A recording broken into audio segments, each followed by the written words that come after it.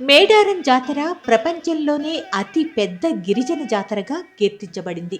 ఇక్కడ వనదేవతలను దర్శించుకునేందుకు భక్తులు ఎక్కడెక్కడి నుంచో తరలి వస్తుంటారు. తెలంగాణ రాష్ట్రం ఏర్పడ్డాక 2014లో మేడారం జాతరను ప్రభుత్వం రాష్ట్ర పండుగగా గుర్తించింది. అయితే మేడారానికి ఇంతటి ప్రాశస్త్యం ఎందుకు దక్కింది? ఇక్కడ వనదేవతలుగా కొలిచే సమ్మక్క సారలమ్మలు ఎవరు?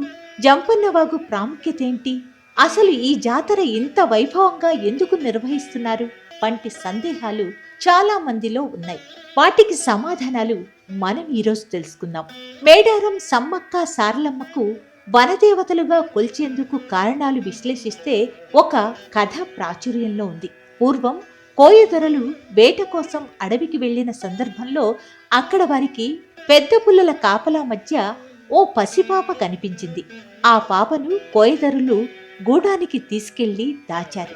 పాప గూడానికి వచ్చినప్పటి నుంచి అన్ని శుభాలే జరగడంతో కొండదేవతే ఆ రూపంలో ఉందని నమ్మారు. మాఘశుద్ధ పౌర్ణమి రోజు ఆ పాపకు సమ్మక్క అని నామకరణం చేశారు. సమ్మక్కను ఆ ప్రాంతపు కోయ చక్రవర్తి మేడరాజు పెంచి పెద్ద చేశాడు. క్రీస్తకం 1260 నుంచి 1320 కాలంలో, అంటే కాకతీయుల ఏలువల్లో ఇప్పటి జగిత్యాల జిల్లా ప్రాంతంలోని పొలవాసను గిరిజన దొర మేడరాజు పాలిస్తూ ఉండేవాడు. ఇతను తన మేనల్లుడు మేడారం పాలకుడైన పగిడిద్దరాజుకి ఇచ్చి వివాహం చేశాడు.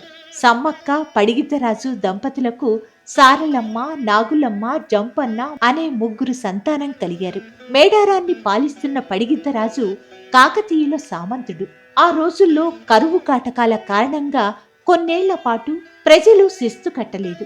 కాకతీయుల సామంతునిగా ఉంటూ శిస్తు కట్టకపోవడం, తన మామ మేడరాజుకు ఆశ్రయం కల్పించటం, కోయ గిరిజనుల్లో విప్లవ భావాలు నూరిపోసి రాజ్యాధికారాన్ని ధిక్కరిస్తున్నాడనే ఆరోపణతో కాకతీయ సామ్రాజ్య నేత ప్రతాపరుద్రుడు పడిగిద్దరాజుపై సమరశంఖం పూరించాడు.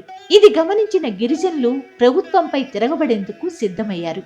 మాఘశుద్ధ పౌర్ణమి రోజున మేడారంపైకి కాకతీయ సేనలు దండెత్తాయి.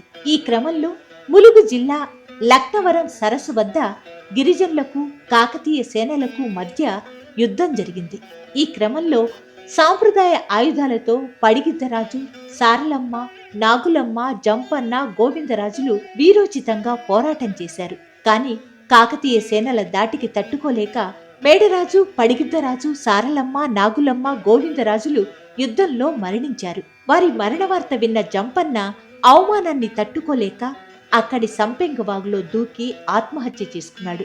అప్పటి నుంచి సంపెంగవాగును జంపన్న వాగుగా పిలుస్తున్నారని చరిత్రకారులు చెప్తారు. తన కుటుంబం మరణించిందన్న వార్త విన్న సమ్మక్క యుద్ధ రంగానికి వచ్చి కాకతీయ సైనికులపై విరుచుకుపడింది. వీరోచితంగా పోరాటం సాగిస్తుంది.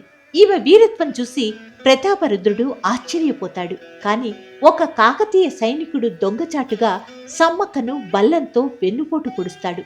ఆ గాయంతోనే మేడారం గ్రామానికి ఈశాన్యంలో ఉన్న చిలకల గుట్టకు వెళ్లి ఆమె అదృశ్యమైపోయిందని చెప్తారు.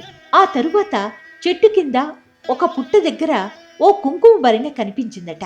ఆ తర్వాత తప్పు తెలుసుకున్న ప్రతాపరుద్రుడు సమ్మక్క భక్తుడిగా మారిపోతాడు. కొంతకాలానికి ప్రతాపరుద్రుడు కోయరాజులు కట్టాల్సిన కప్పాన్ని రద్దు చేసి సమ్మక్క భక్తుడై కానుకలు సమర్పించాడు.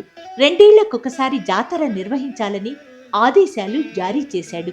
ఈ సమ్మక్క సారలమ్మ జాతర అలా మొదలైందనే కథ విస్తృతంగా ప్రచారంలో ఉంది. కుంకుమ భరణలనే సమ్మక్కగా భావించి అప్పటి నుంచి 2 ఏళ్లకొకసారి మాఘశుద్ధ పౌర్ణమి రోజున సమ్మక్క సారలమ్మ జాతరను భక్తి శ్రద్ధలతో జరుపుకునే సాంప్రదాయం ఏర్పడింది. ఉమ్మడి వరంగల్ జిల్లాలోని ములుగు కేంద్రం నుంచి 44 కిలోమీటర్ల దూరంలో ఉన్న తాడ్వాయి మండలంలో మారుమూల అటవీ ప్రాంతంలో మేడారం గ్రామం ఉంది. ఈ దట్టమైన అడవులు, కొండల మధ్య సమ్మక్క సారలమ్మ కొలువై ఉన్నారు. 4 రోజుల జాతరలో భాగంగా గద్దెనెక్కిన దేవతలు చివరికి వనప్రవేశం చేస్తారు. దీంతో మహాజాతర ముగుస్తుంది.